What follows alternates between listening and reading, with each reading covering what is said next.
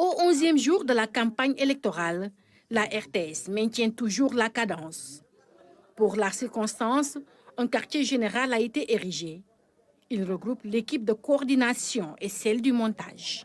On a eu le plaisir d'accueillir les candidats de ces 41 listes de cette élection 2024.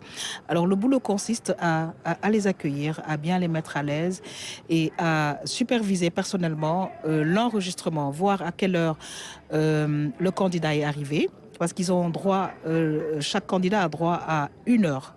Alors sinon, du côté du montage, c'est vrai, comme vous le savez, il y a beaucoup de listes, il y a beaucoup de monteurs, ils sont un peu partout au Sénégal.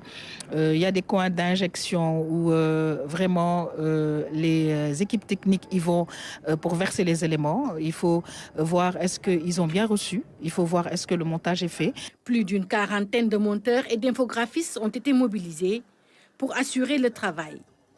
Ils sont assistés par les mandataires des candidats qui veillent sur le respect scrupuleux des fiches techniques. On démarre par la collecte des rushs. Après la collecte des rushs, le monteur commence ou bien démarre le montage avec la présence évidemment de mandataires et aussi la fiche du montage. Et après cela, c'est un montage qui dure 3 minutes. Les 3 minutes sont validées déjà par le mandataire. Après la publication du montage des 3 minutes, c'est le service informatique qui prend le relais pour envoyer le montage au CNRA, parce que c'est au CNRA quand même qui fait la validation des montages. Quelques difficultés quand même qu'on a souvent, c'est l'absence des mandataires ou bien une fiche qui n'est pas bien écrite.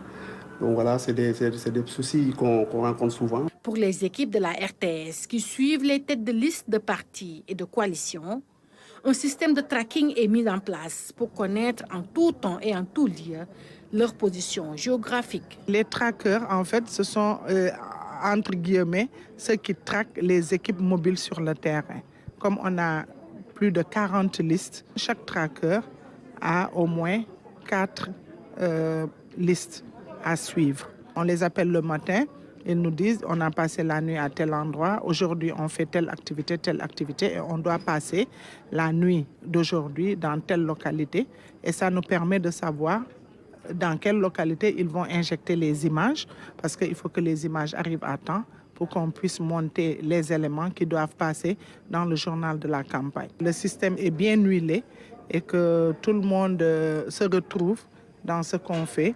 Une fois monté, le service INGES envoie les vidéos prêtes à diffuser au CNRA, qui vérifie avant de donner son aval pour la diffusion à l'antenne.